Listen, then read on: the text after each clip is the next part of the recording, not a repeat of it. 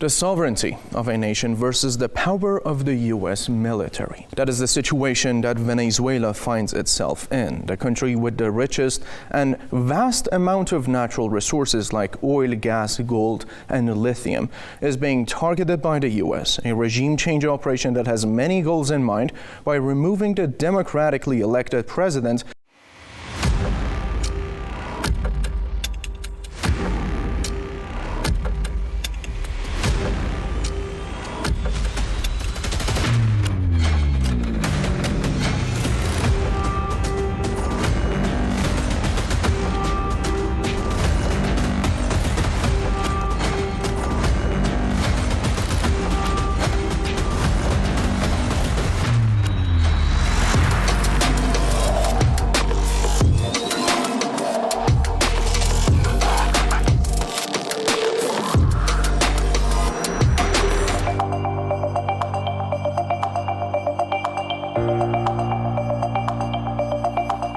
The U.S. excuse that it is targeting drug cartels in Venezuela is not believed by anyone. What the U.S. wants from Venezuela is the removal of Maduro from power and to ultimately flood the market with Venezuelan oil and gas in order to decrease income from some of its enemies. Hi, I'm Karash Purnamati. This is The Economic Divide. Coming up in today's program, our first headline: the U.S. wants regime change in Venezuela, and it's doing that through first a massive military buildup, hoping Maduro will cede power on his own. This would be another U.S. regime change scenario in Latin America. It's common knowledge that the U.S. wants Venezuela's riches like oil and gas. But what the U.S. doesn't want the world to know is how this could potentially achieve multiple U.S. goals, impacting its adversaries. U.S. sanctions on Venezuela. The U.S. has sanctioned Venezuela for much of this past decade, hoping that crippling its economy would instigate a popular uprising. But that has failed to materialize since Venezuelans have substantially overcome some of these illegal sanctions. We're going to be discussing those points and a whole lot more with Professor Peter Kuznick, director of the Nuclear Studies Institute at American University, and also Raman Grosvogel, professor at the University of California at Berkeley, specializing in decolonial studies and political economy of the world system.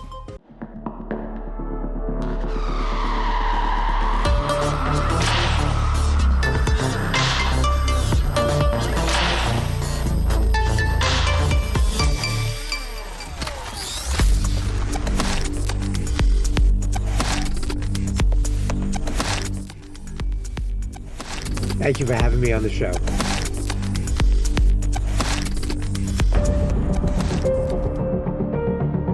The excuse that Trump and members of his administration are giving is that Venezuela is in part responsible for the drugs that are flowing into the United States, and that therefore Maduro is a narco-terrorist, and the United States, in order to protect its own national security, is destroying the boats that are carrying the drugs.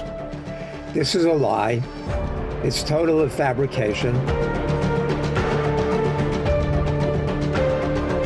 What Trump says we're going after, the U.S. going after, is the fentanyl.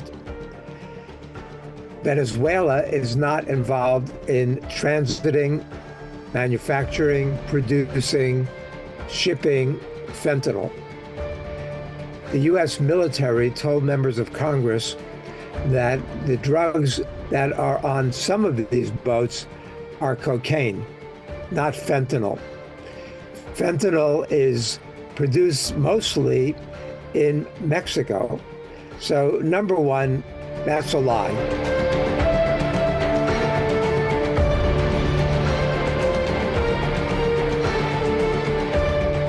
Number two, you don't send a vast armada and all these troops, 15,000 troops, to Venezuela, off the coast of Venezuela, to interdict drug boats. So the U.S. wants to invade Venezuela, partly because Venezuela has vast oil reserves. Some say the biggest oil reserves in the world. So that's what Trump is after. And if the U.S. is able to overthrow Maduro and take control of those oil reserves, that would have great impact not only on the world economy, but on global geopolitics.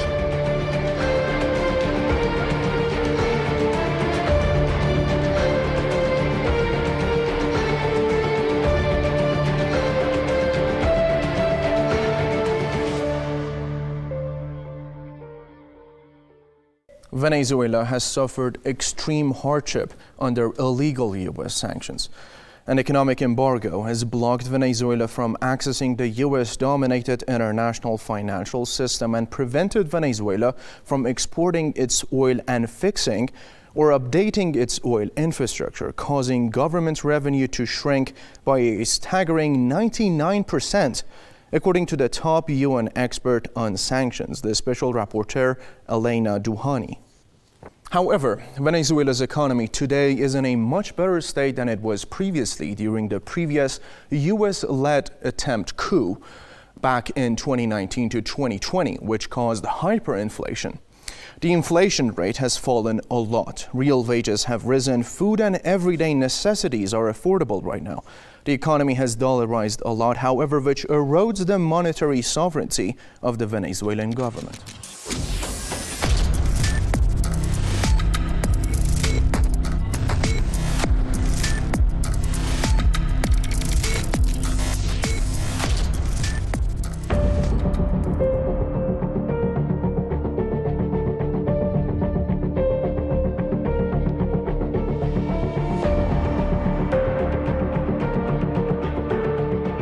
The U.S. has a number of things in mind.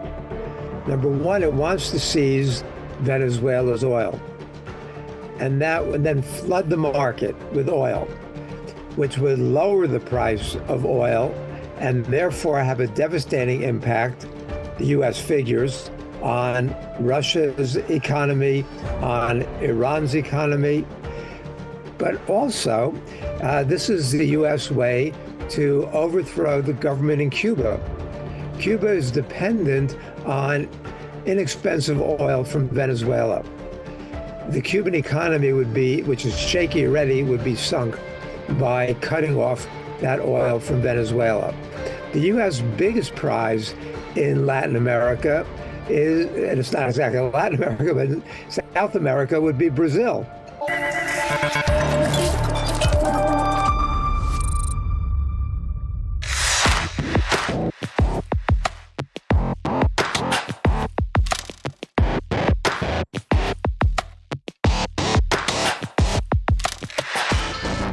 Welcome back. This is the social section of the program. The first item that we are covering for you is, can you imagine what would happen to oil exports if the U.S. really achieved a regime change in Venezuela? No wonder that Russia is so nervous about what's happening there. As the U.S. renews its threats against Venezuela, authorizes a CIA operation and mobilizes regime change rhetoric, the country is still being denied access to its own gold reserves. $1.8 billion frozen in the Bank of England. It's not about democracy. It's about control of Venezuela's old gold and lithium and punishing nations that resist. The empire.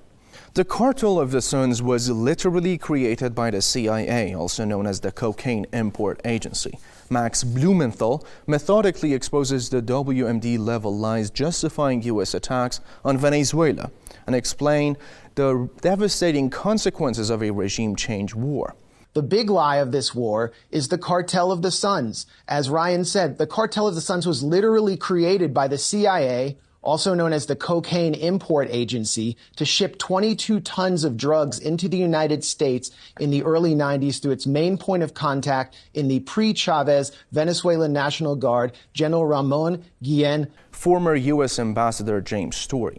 Maduro is sitting on top of the world's largest oil reserves, minerals that will fuel the 21st century economy, and he's in bed with our strategic competitors. It isn't about narco-trafficking. It certainly is not about democracy. It's about Monroe-doctoring imperial domination to steal Venezuela's resources for U.S. corporations.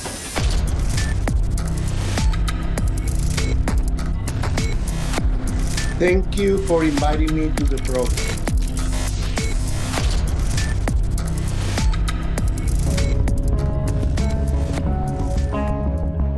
The U.S. is in a big crisis. I would say that the U.S. empire is in a terminal crisis. They have lost the commercial wars with China in Africa and Asia. The last remaining space that they have at hand to keep their status as empire is Latin America. But however, in Latin America, there's still a strong presence of China in the markets and of sovereign countries that are challenging U.S. empire in the region.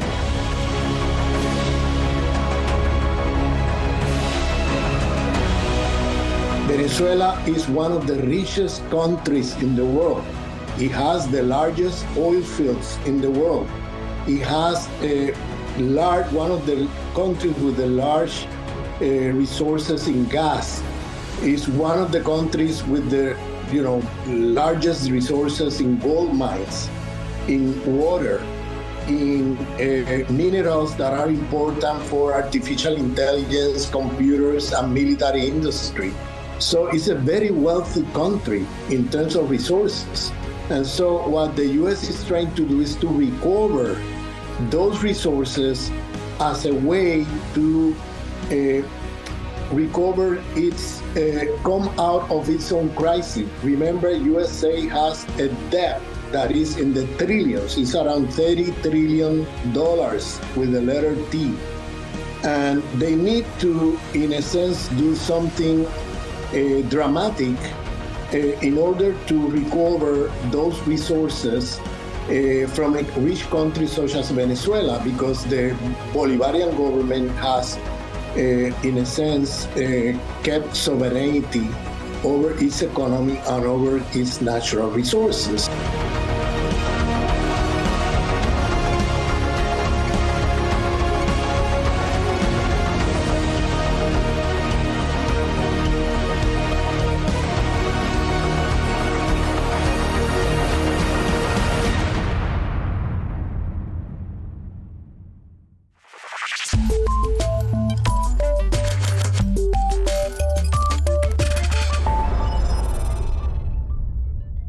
One similarity between Venezuela and Syria was the economic warfare waged against them by the West. The Syrian government fell in part because the US-EU Caesar sanctions had devastated the economy. Syria could not get access to hard currency and thus had very high inflation.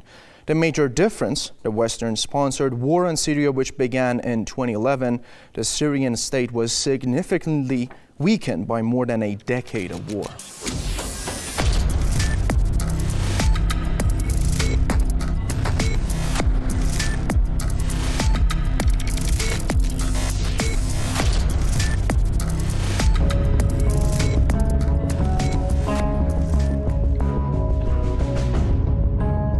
The U.S. has a reserve of oil in their own country for another 6 to 7 years.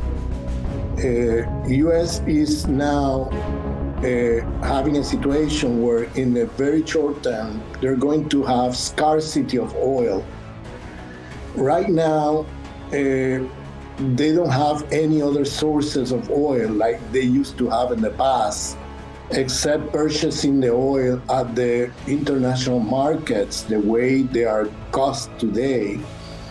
And what they're trying to do in recovering the oil fields of Venezuela, which by the way have the largest oil reserve in the world, okay? Venezuela is the country with the largest oil reserve in the world.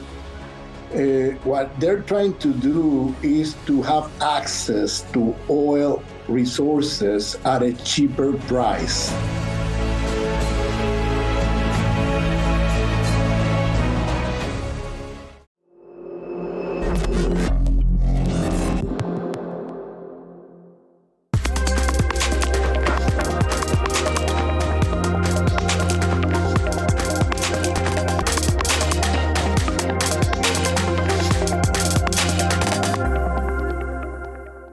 Welcome back. This is the Info News section of the program. The first item that we are covering for you is the U.S. hunger.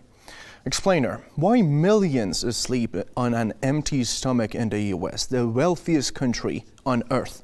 On October the 31st, former U.S. President Barack Obama highlighted an issue that is largely overlooked by legacy media but widely debated inside the country. More than 47 million Americans, including 1 in 5 children, don't have reliable, affordable access to nutritious food. And as the cost of living skyrockets, more families are depending on SNAP benefits or food stamps to put food on the table, he wrote in a post on X. The next item is the EU economy. EU blames economic woes on Donald Trump, but forgets who broke the machine. Brussels is preparing to cut growth forecasts for 2026, hinting already that Trump's tariffs and trade uncertainty are dragging Europe down. A neat explanation, especially for a crisis that the EU will spend years engineering with its own hands. The same EU that proudly cut itself off from cheap Russian energy. The next item is cashing in on the Gaza genocide. Gaza war bonanza, how U.S. giants cashed in big on Israel's genocide. Donald Trump is currently seeking congressional approval of a $6.4 billion package of U.S. weapons sales to Israel, including $3.8 billion in Boeing Apache attack helicopters and $1.9 billion for 3,200 to 3,250 infantry assault vehicles. West Coast giants like Microsoft, Google, and Amazon also signed deals to provide cloud computing, AI infrastructure, and data services to the Israeli military. Cloud deals can be worth tens of millions per year per contract. Our next item is oil sales to Israel. According to a report by Oil Change International, 25 countries were responsible for shipping vast amounts of oil to Israel during its 2-year Gaza offensive. Azerbaijan, Kazakhstan, Russia, and the U.S. were among the largest suppliers of oil. More than 21 million tons of crude oil and refined fuels, including jet fuel used by military aircraft.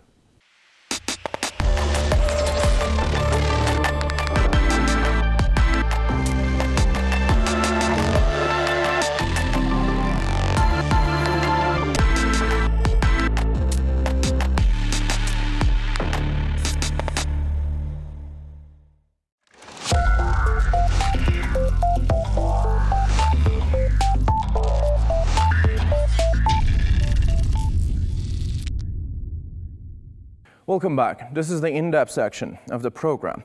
The U.S. wants to eliminate the drug trafficking cartels in Venezuela, or at least that is the facade that the U.S. wants other nations to believe. The U.S. in fact wants Nicolas Maduro gone. This reasoning is slammed internationally and also by the Latin American countries. Why? You ask, it's because they don't want the same fate happening to them.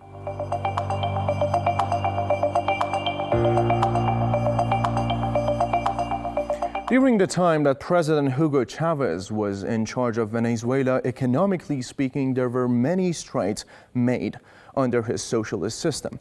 Let's look at this graph, for example. The unemployment rate in 1999 was 14.5%. It almost halved to 7.6% in 2009. The next item is GDP per capita. In 1999, it was $4,105, while in 2011 it was $10,000, more than $10,000. The currency, let's look at this graph as well. And the inflation, the average consumer prices back in 1999 was 23.6%. In 2012, it was 31.6%. The next item that we are going to have is the extreme poverty rate. In 1999, it was 23.4%, but in 2011, it was 8.5% under Hugo Chavez. And the final one that we are going to have right here is oil exports, the nominal net rates.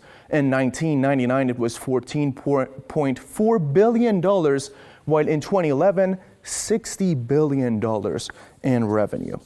The next item is a snapshot of the major sectors of the economy, which dates back to over a decade ago. It's interesting that oil exports back in 2008 were over $43 billion to have been reduced to $8.62 billion.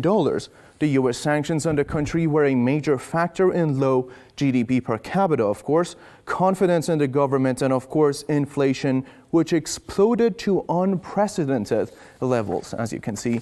Now, let's bring in our guest, Professor Peter Kuznick, Director of the Nuclear Studies Institute at American University. Professor, is the U.S. flexing muscles against Venezuela to project power over Latin American countries, that if they don't follow the U.S. foreign policy here, they are going to suffer the same fate?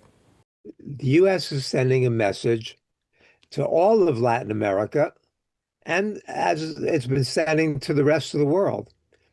When Trump talked at the beginning about invading Panama, invading Canada, invading Greenland, we saw who he is and what he represents. He said he wants the Nobel Peace Prize and deserves it. I'm the person who nominated last year's winner for the Nobel Peace Prize, the Japanese anti-nuclear group, survivor group, Nihon Dankyo. I was part of their delegation in Oslo.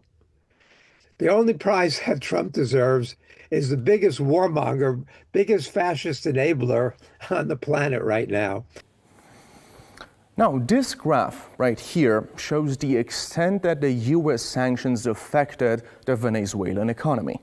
In 1999, $334 billion was the GDP of Venezuela, and during Maduro's time, it was reduced down to $68,216,000, a result of harsh U.S. sanctions which cut off Venezuela from the world financial system.